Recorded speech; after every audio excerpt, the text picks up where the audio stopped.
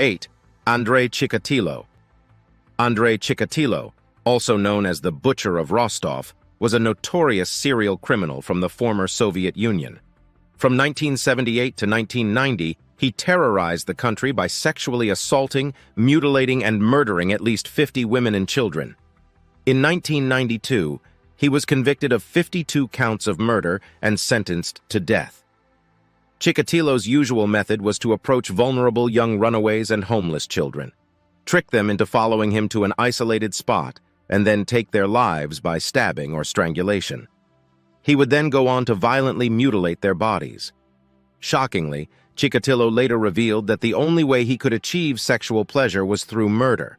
He also targeted adult women working as prostitutes. Ultimately, Chikatilo confessed in great detail to 34 murders and eventually admitted to 22 more that investigators had not connected to him. He was charged with 53 counts of murder in 1992, and he was found guilty of 52 of them. 2 years later, in February of 1994, Chikatilo was executed for his unspeakable crimes with a single gunshot to the head. Number 7. Lawrence Bittaker and Roy Norris. Lawrence Bittaker and Roy Norris, also known as the Toolbox Killers, were two American serial criminals and sexual predators who committed the kidnapping, sexual assault, torture, and murder of 5 teenage girls in Southern California over 5 months in 1979. They became known as the Toolbox Killers because most instruments used in their crime square items customarily stored inside a household toolbox, such as pliers, ice picks, and sledgehammers.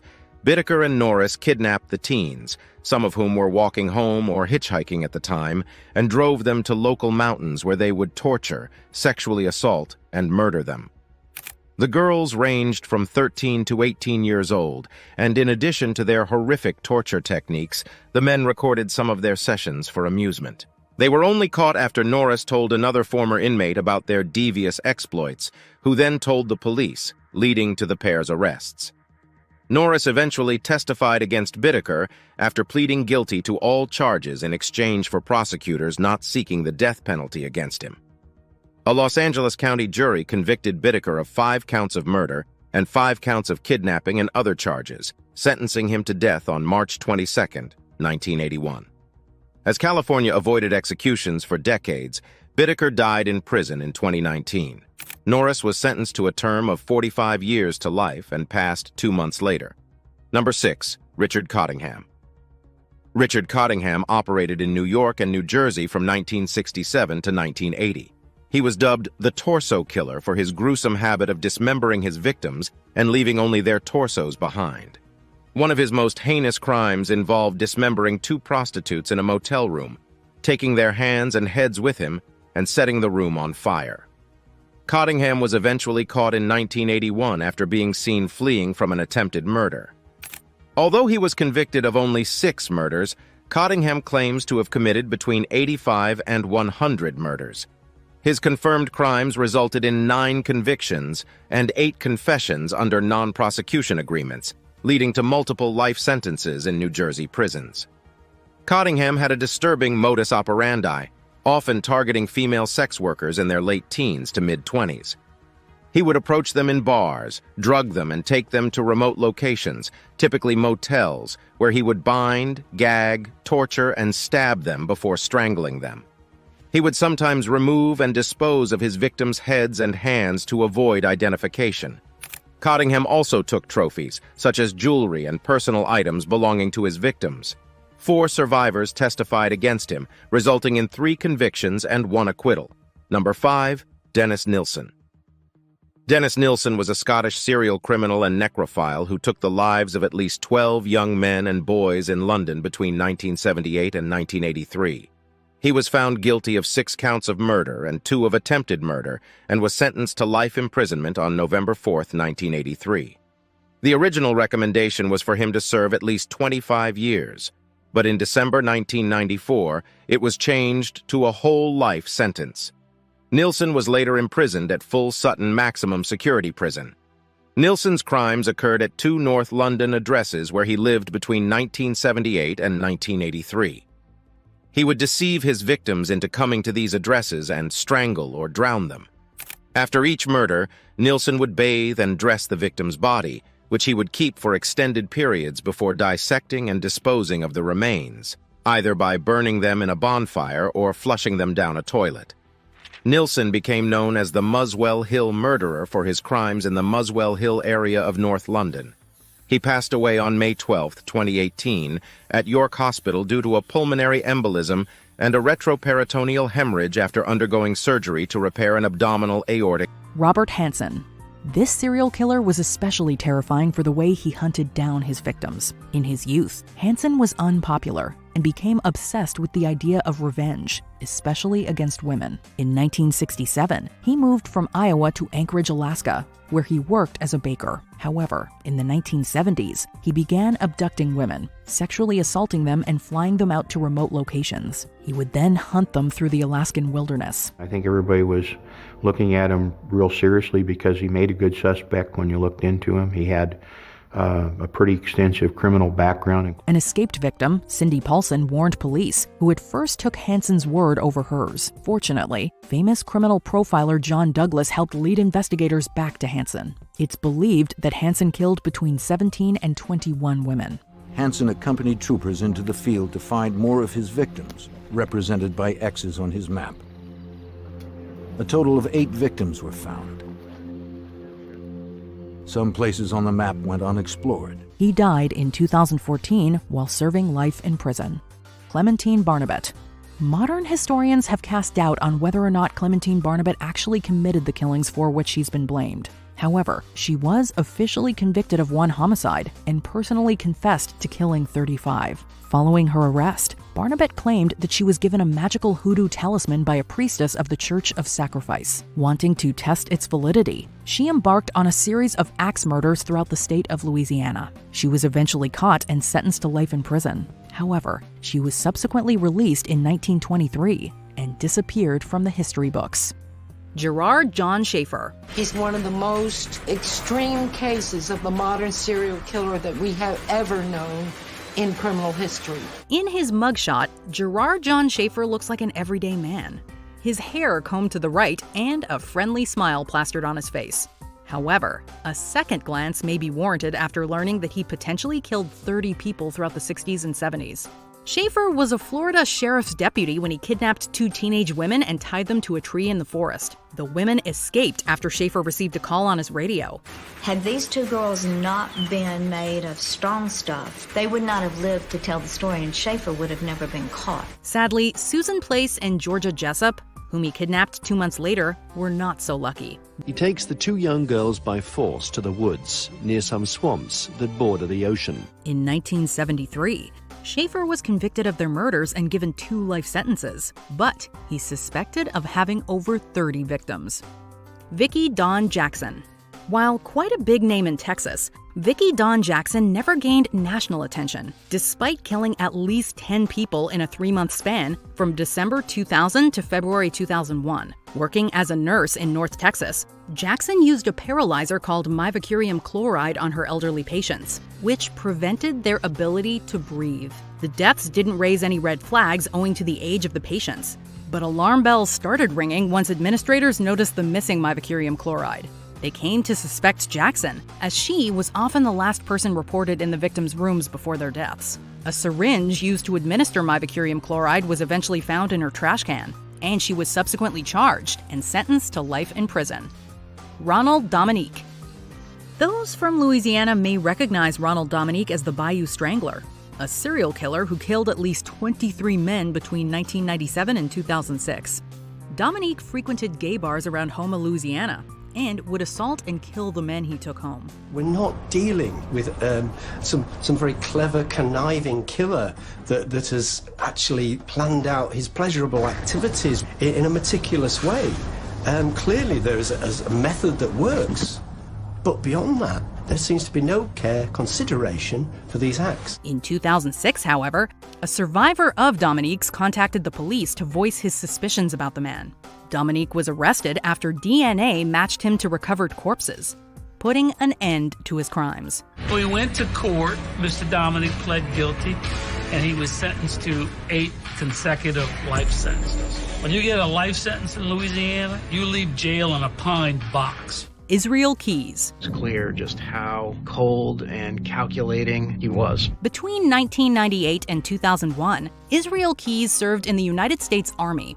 Fellow soldiers described him as being a quiet alcoholic who would down entire bottles of whiskey. Keyes began a criminal life committing bank robberies, burglaries, and arson. He also killed at least 4 people, although he's suspected of a further 7. Investigators say Keyes is a textbook serial killer. Like other famous killers in the past, he took pleasure in the act of taking a life. He talked about the rush that he got out of it, the adrenaline and kind of the high from doing it, and I think, unfortunately, I think he enjoyed what he was doing. Perhaps his most famous victim is Samantha Koenig. The 18-year-old was kidnapped from work, assaulted, and killed. Her body left in a shed while Keyes went on a family vacation. He indicates to Samantha that his goal is to get money, and if he gets money, that he intends to let her go. There was no truth to that. Upon returning, he took a ransom photo, pretending she was still alive. Keyes was caught using her debit card and arrested, but he took his own life while awaiting trial. The Long Island Serial Killer.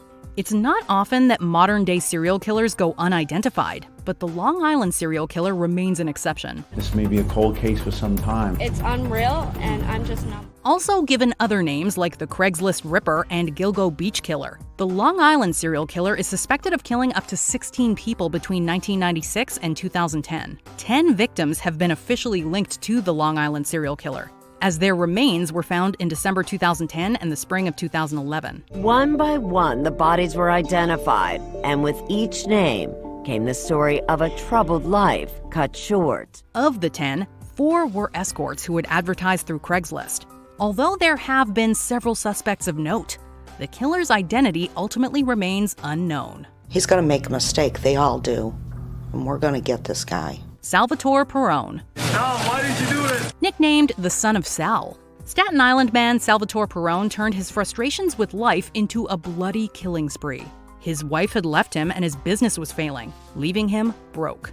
In 2012, he began roaming the streets of Brooklyn and entering stores with Middle Eastern merchants. Arriving at closing time when the stores were empty, Perrone shot and killed 3 merchants with a sawed-off rifle. His M.O. is still unclear, but police and witnesses say Perrone was trying to sell women's clothing at the various locations, mostly small boutiques and 99-cent stores. After police searched his home, they found a 12-gauge shotgun, ammunition, and duct tape. He also carried around a so-called kill kit that included switchblades, a serrated knife, bleach, and latex gloves. I think it's reasonable to assume that he was going to continue doing this, and by arresting him, we have saved lives. Perrone was convicted of all 3 killings and sentenced to 75 years to life in prison. Lydia Sherman, an old-timey serial killer also known as the Derby Poisoner.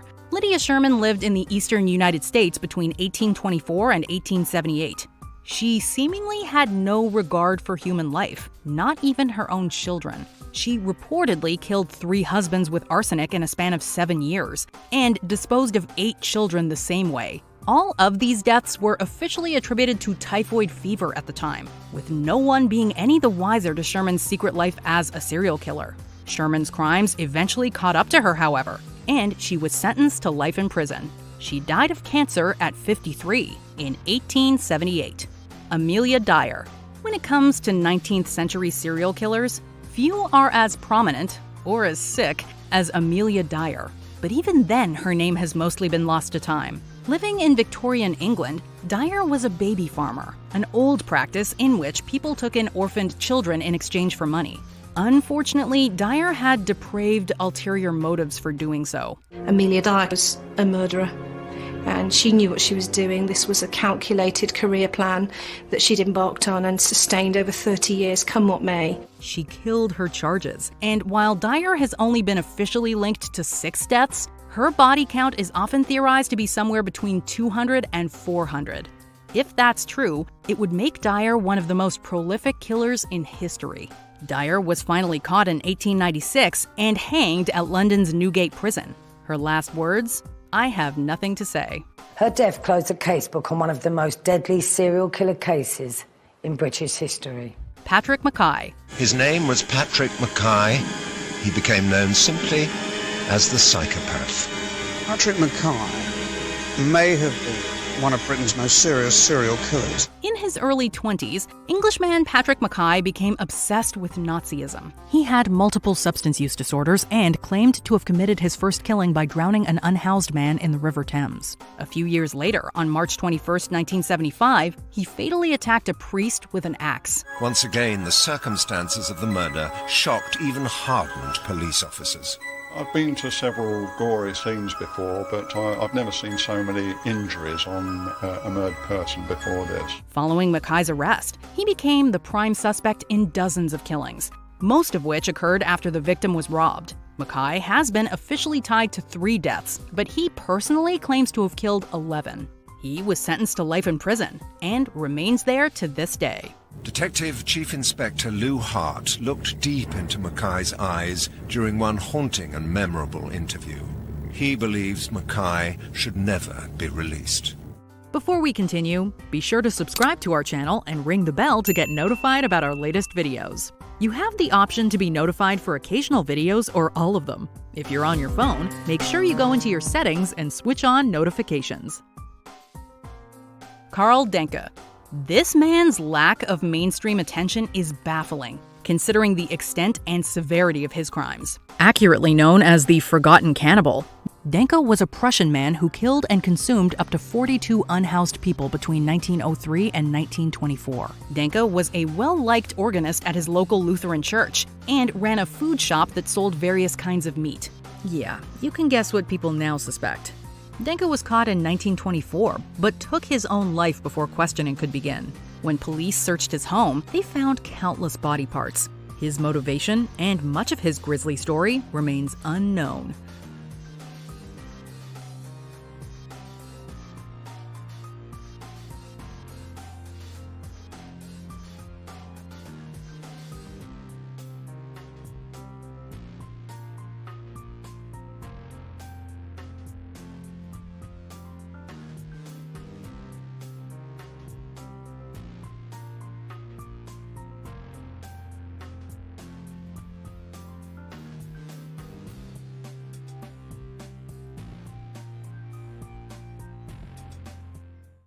Dennis Nilsen. And they're going to haul the body out onto the floorboards, put it on the sheet, and then cut it out. Dennis Nilsen, often referred to on social media as British Dahmer, was born in Scotland on December 23, 1945. And just like Jeffrey Dahmer, Dennis was a serial killer and a cannibal, just based in London. The tales of Dennis's atrocities began in 1974, when he lured a 14-year-old boy to his apartment for a couple of drinks. The young boy and Dennis both slept after having those drinks. But when Dennis woke up in the morning, he didn't want the boy to leave, so he made him stay, and by that, I mean, he killed him. From there, Dennis went on to kill many more teenage boys by luring them into his apartment. And after killing them, he would perform some depraved acts of masturbation on their corpses, sleep next to them, or even lay next to them while he watched TV. Dennis revealed that the reason for this psychotic behavior of his was to satisfy his loneliness and sexual urges. It was revealed that after he had murdered these boys, he'd keep their bodies beneath the wooden floor of his apartment. And if he ever missed them, he'd carry up the semi-rotten corpse and lay next to it. We find Dennis's case describing a man with extreme loneliness, but it doesn't justify the sadistic things done to those innocent kids. And it wasn't until 1981 that his evil deeds began catching up with him. October 1981, he left his old apartment behind. But first, he exhumed all the bodies beneath his wooden floor and burned them in the woods behind his apartment. To conceal the smell of burning flesh, he threw a tire into the fire, and that might have been effective in some sense. But at the same time, the things he did in his new apartment weren't so smart. At his new apartment, Dennis continued murdering young boys, but this time there was no place to hide their bodies. So he dismembered them and stocked their body parts in plastic bags. At the same time, during the process of dismembering these bodies, a few chunks of flesh and bones got wasted, and Dennis tried flushing and sticking them down the drain. Doing this almost repeatedly blocked the drainage system of the entire apartment complex. Neighbors began complaining, and when plumbers were called to come check out this issue, human body parts were found. Then the police got involved, and it wasn't long before the evidence was traced down to Dennis's apartment. He was arrested, charged to court, and given a life sentence. But after battling health problems while in prison, Dennis ended up dying in 2018 at the age of 72. All gone. Everything's gone. There is nothing left. But I still feel a spiritual communion with these people. Number 3. Anthony Kirkland.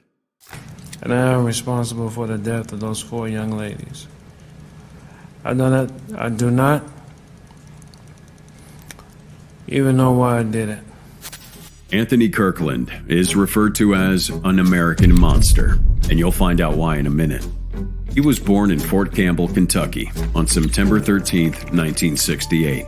Shortly after he was born, he moved with his parents to Cincinnati, Ohio, where he spent the most part of his life. But in this very same town, Anthony Kirkland will end up killing and molesting at least 4 underage girls.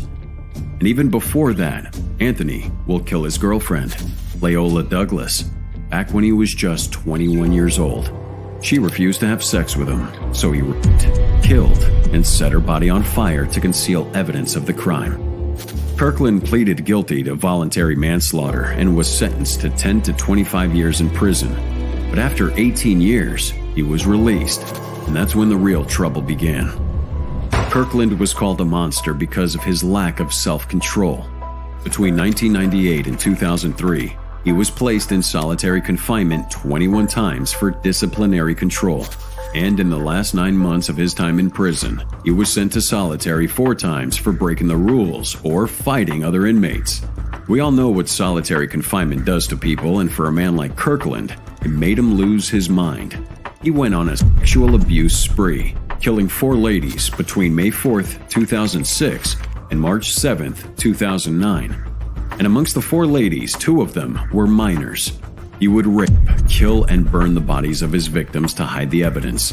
But after killing his 4th victim, Esme Kenny, Kirkland was arrested near the scene because he was in possession of her watch and an iPod. But on August 28, 2018, a Hamilton County judge agreed with the jury's recommendation and sentenced Kirkland to death. As of right now, he's on death row at the Chillicothe Correctional Institution. Number 2. Robert Black. I'd be driving along, I'd see a young girl. I'd get out and talk to her and try to persuade her to get into the van. And take her somewhere quiet. 1963. A man named Robert Black kidnapped a Scottish 7-year-old girl whom he took to his house and sexually abused.